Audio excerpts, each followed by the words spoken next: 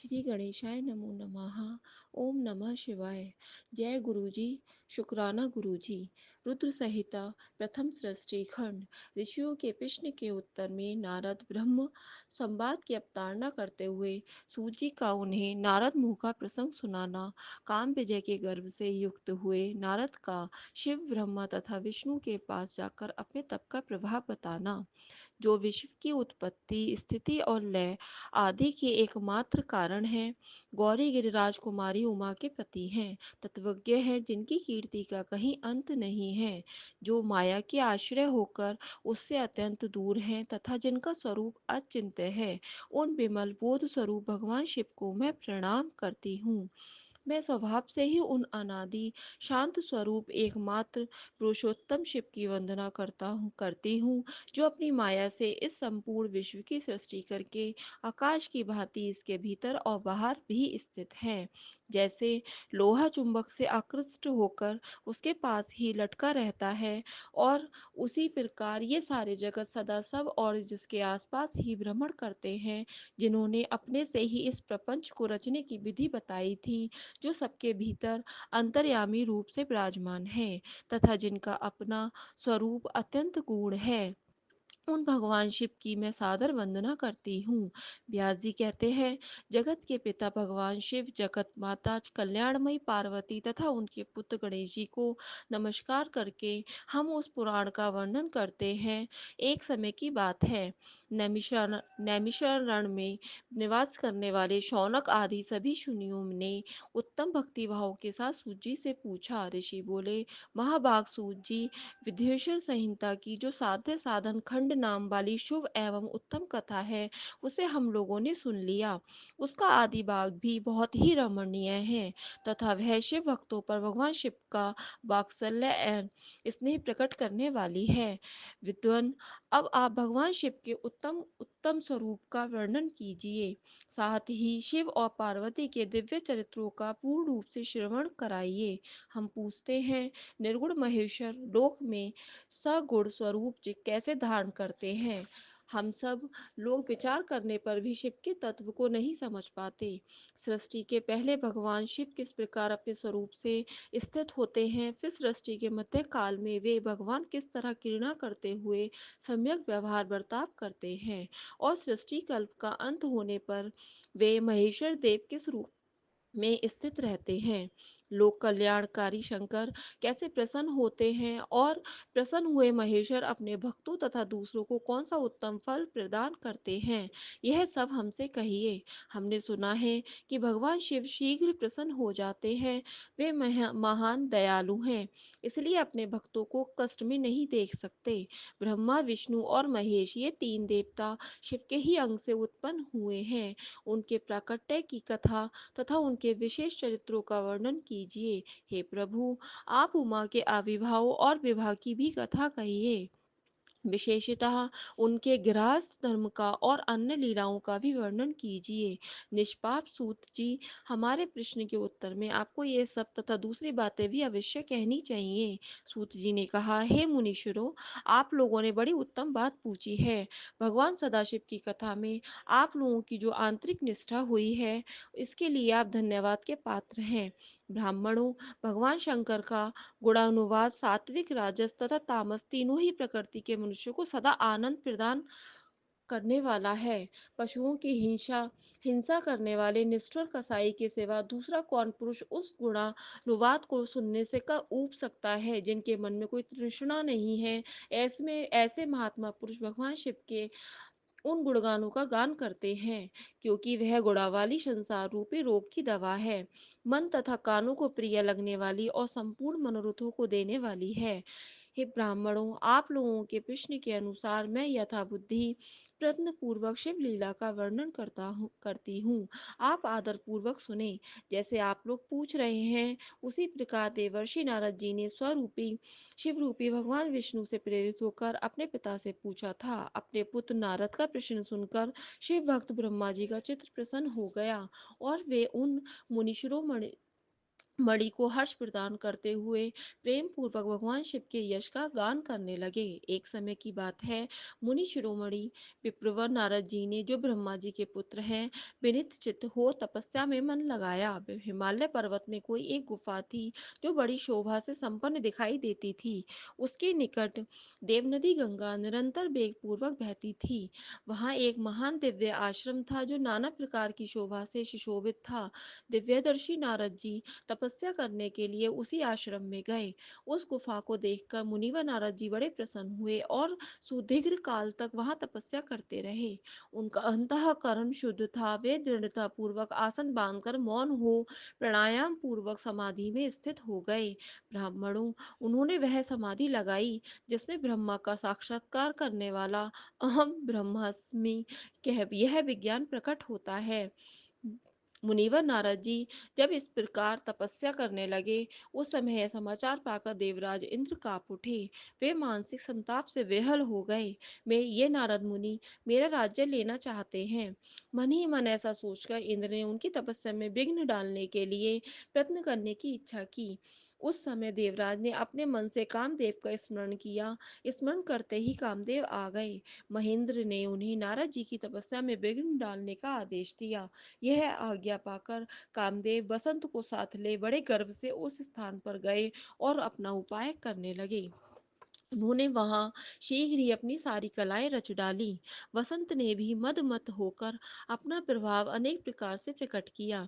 मुनिवरों, कामदेव और बसंत के अथक प्रयत्न करने पर भी नारद मुनि के चित्त में विकार नहीं उत्पन्न हुआ। महादेव जी के अनुग्रह से उन दोनों का गर्व चूर्ण हो गया। शौनक आदि महर्षियों, ऐसा होने में जो कारण था उसे आदर पूर्वक सुनो। महादेव जी की कृपा से ही नारद मुनि पर कामदेव का कोई प्रभाव नहीं पड़ा। पहले उसी आश्रम में शत्रु भगवान शिव ने उत्तम तपस्या की थी और वहीं उन्होंने मुनियों की तपस्या का नाश करने वाले कामदेव को शीघ्र ही भस्म कर डाला था। उस समय रति ने कामदेव को पुनः जीवित करने के लिए देवताओं से प्रार्थना की। तब देवताओं ने समस्त लोगों का कल्याण करने वाले भगवान शंकर से याचना की। उनके याचना करने पर वे बोले, देवताओं, कुछ समय व्यतीत होने के बाद कामदेव जीवित तो हो जाएंगे, परंतु यहाँ उनका कोई उपाय नहीं चल सकेगा। अमरगढ़ यहाँ खड़े होकर लोग चारों ओर जितनी दूर तक की भूमि को नेत्र से देख पाते हैं, वहां तक कामदेव के बाणों का प्रभाव नहीं चल सकेगा, इसमें संशय नहीं है। भगवान शंकर की सूक्ति के अनुसार उस समय वह नारद जी के प्रति कामदेव का निजी प्रभाव मिथ्या सिद्ध हुआ। वे शीघ्र ही स्वर्गलोक में इंद्र के पास वापस लौट गए। वहां कामदेव ने अपना सारा वृतांत और मुनि का प्रभाव कह सुनाया। तत्पश्चात इंद्र की आज्ञा से वे वसंत के साथ अपने ध्यान को लौट गए। उस समय देवराज इंद्र का बड़ा विस्मय हुआ। उन्होंने नारद जी की बुरी बुरी प्रशंसा की, परंतु शिव की माया से मोहित होने के कारण वे उस पूर्व वृतांत को स्मरण न कर सके। वास्तव में इस संसार के भीतर सभी प्राणियों के लिए शंभु की माया को जानना अत्यंत कठिन है। जिसने भगवान के शिव चरणों में अपने आप को समर्पित कर दिया है, उस भक्त को छोड़कर शेष सारा जगत उनकी माया से मोहित हो जाता है। नारद जी भी भगवान शंकर की कृपा से वहां चिरकाल तक तपस्या में लगे रहे। जब उन्होंने अपनी तपस्या को पूर्ण हुई समझा, तब वे मुनि उनसे वृत हो गए। कामदेव पर मेरी विजय हुई ऐसा मानकर उन मुनीश्वर के मन में व्यर्थ ही गर्व हो गया। भगवान शिव की माया से मोहित होने के कारण उन्हें यथार्थ बात का ज्ञान नहीं रहा। वे यह नहीं समझ सके कि कामदेव के पराजित होने में भगवान शंकर का प्रभाव ही कारण है। उस माया से अत्यंत मोहित हो मुनि शिरोमणि नारद अपना काम विजय संबंधी वृत्तांत बताने के लिए तुरंत ही कैलाश पर्वत पर गए। उस समय वे विजय के मद से उन्मत्त हो रहे थे। वहां रुद्रदेव को नमस्कार करके गर्व से भरे हुए मुनि ने अपने आप को महात्मा मानकर तथा अपने ही प्रभाव से कामदेव पर अपनी विजय हुई समझकर उनसे सारे वृत्तांत कह सुनाया। यह सब सुनकर भक्त बत्सल भगवान शंकर ने नारद जी से, जो अपनी ही माया से मोहित होने के कारण काम विजय के यथार्थ कारण को नहीं जानते थे और अपने विवेक को भी खो बैठे थे, कहा। रुद्र बोले, तात नारद, तुम बड़े विद्वान हो, धन्यवाद के पात्र हो, परंतु मेरी यह बात ध्यान से सुनो। आपसे फिर कभी ऐसी बात कभी ना कहना, विशेषतः भगवान विष्णु के सामने इसकी चर्चा कदापि ना करना। तुमने मुझसे अपना जो वृतांत बताया है, उसे पूछने पर भी दूसरों के सामने ना कहना। यह सिद्धि संबंधी वृतांत सर्वथा गुप्त रखने योग्य है, इसे कभी किसी पर प्रकट नहीं करना चाहिए। तुम मुझे विशेष प्रिय हो, इसलिए अधिक जोर देकर मैं यह शिक्षा देता हूँ और इसे ना कहने की आज्ञा भी देता हूँ, क्योंकि भगवान विष्णु के भक्त हो और उनके भक्त होते हुए भी मेरे अत्यंत अनुगामी हो। इस प्रकार बहुत कुछ कहकर संसार की सृष्टि करने वाले भगवान रुद्र ने नारद जी को शिक्षा दी। अपने वृतांत को गुप्त रखने के लिए उन्हें समझाया बुझाया, परंतु वे तो शिव की माया से मोहित थे, इसलिए उनको उनको उनकी दी हुई शिक्षा को अपने लिए हितकर नहीं माना। तदनंतर मीनो शिरोमणि नारद ब्रह्मलोक में गए। वहां ब्रह्मा जी को नमस्कार करके उन्होंने कहा, पिताजी, मैंने अपने तपोबल से कामदेव को जीत लिया है। उनकी वह बात सुनकर ब्रह्मा जी ने भगवान शिव के चरणारविंदों बिंदु को चिंतन किया और सारा कारण जानकर अपने पुत्र को यह सब कहने से मना किया। परंतु नारद जी शिव की माया से मोहित थे, अतएव उनके चित्त में मद का अंकुर जम गया था, उनकी बुद्धि मारी गई थी। इसलिए नारद जी ने अपना सारा वृतांत भगवान विष्णु के सामने कहने के लिए वहां से शीघ्र ही विष्णु लोक में गए। नारद मुनि के को आते देख भगवान विष्णु बड़े आदर से उठे और शीघ्र ही आगे बढ़कर उन्होंने मुनि को हृदय से लगा लिया। मुनि के आगमन हेतु उसका उन्हें पहले से ही पता था। नारद जी को अपने आसन पर बिठाकर भगवान शिव के चरणा चरण बिंदु को चिंतन करके श्री हरि ने उनसे पूछा। भगवान विष्णु बोले, तात, कहाँ से आते हो? कहाँ के यहाँ इस किस लिए तुम्हारा आगमन हुआ? मुनि श्रेष्ठ, तुम धन्य हो, तुम्हारे शुभागमन से मैं पवित्र हो गया। भगवान विष्णु का यह वचन सुनकर गर्व से भरे हुए नारद मुनि ने मद से मोहित होकर अपना सारा वृतांत बड़े अभिमान के साथ कह सुनाया।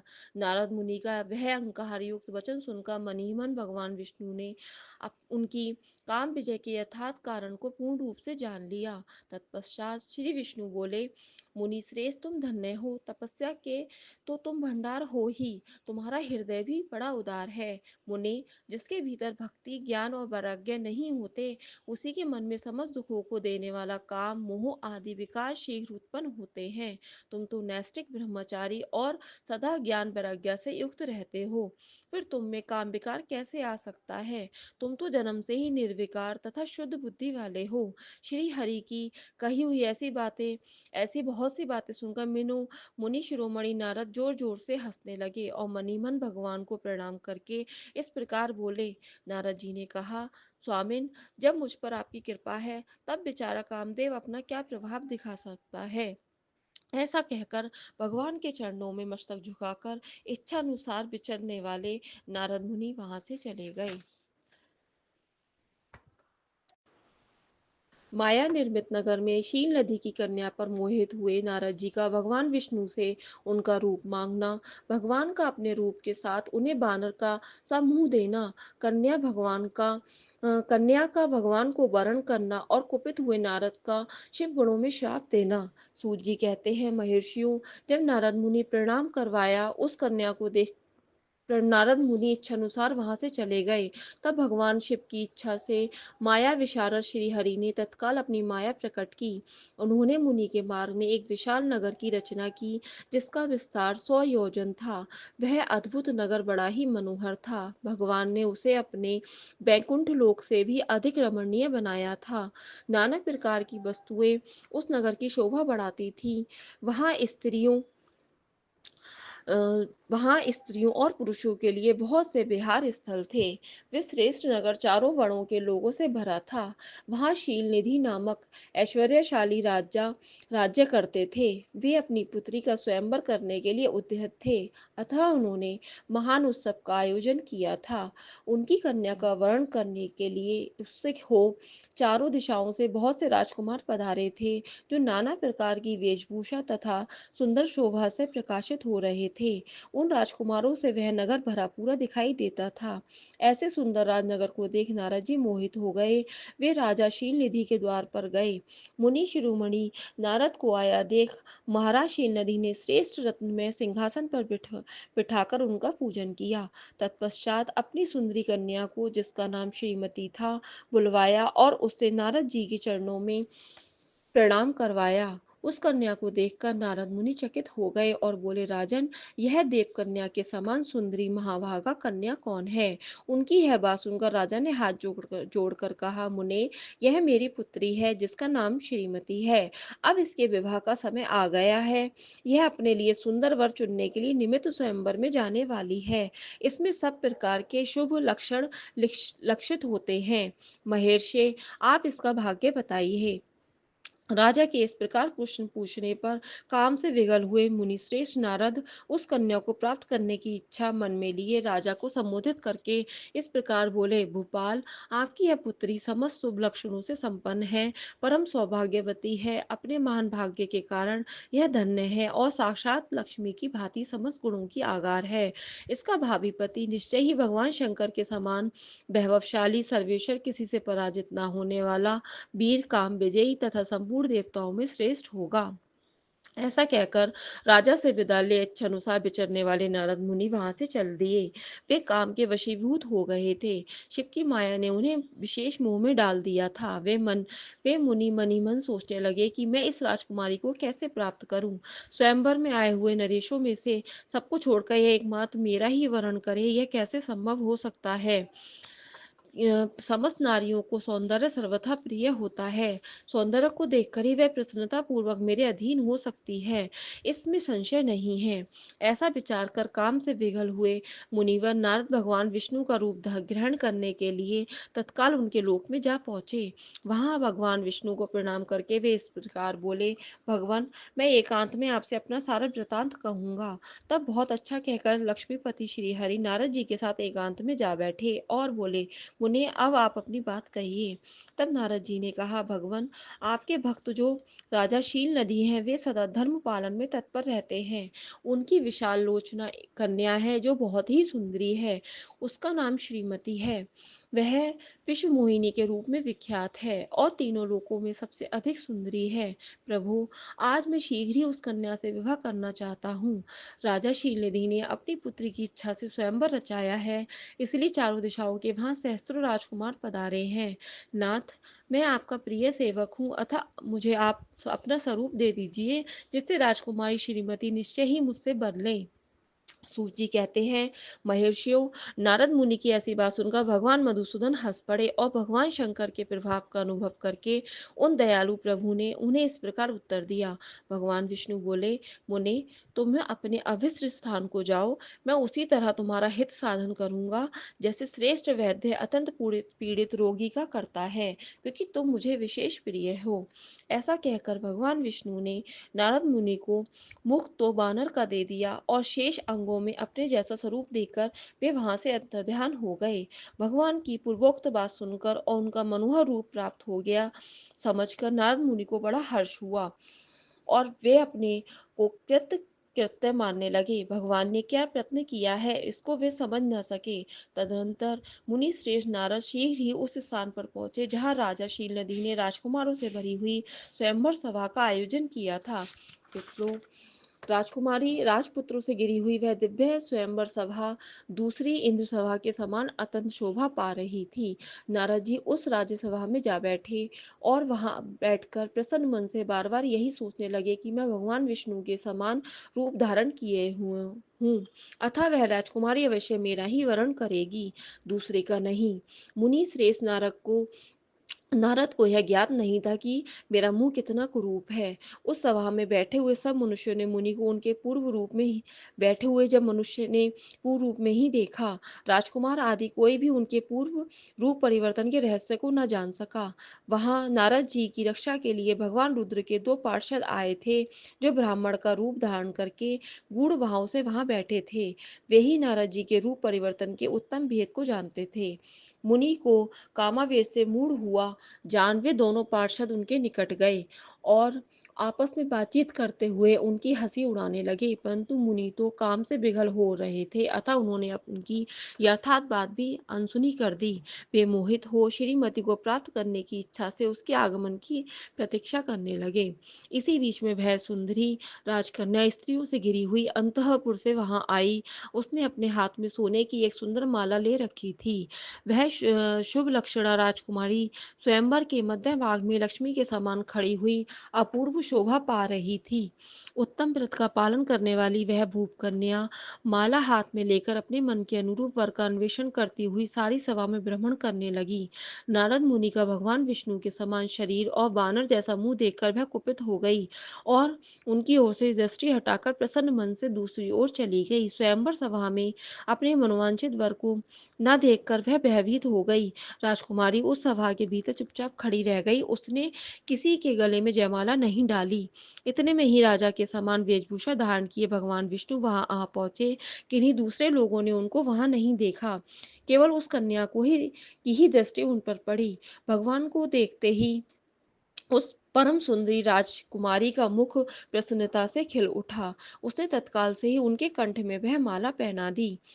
राजा का रूप धारण करने वाले भगवान विष्णु उस राजकुमारी को साथ लेकर तुरंत अदृश्य हो गए और अपने धाम में जा पहुंचे। इधर सब राजकुमार श्रीमती की ओर से निराश हो गए। नारद मुनि तो काम वेदना से आतुर हो रहे थे, इसलिए वे अत्यंत विह्वल हो उठे। तब वे दोनों विप्र रूपधारी ज्ञान विशारद रुद्रगण काम बेहल नारद जी से उसी क्षण बोले।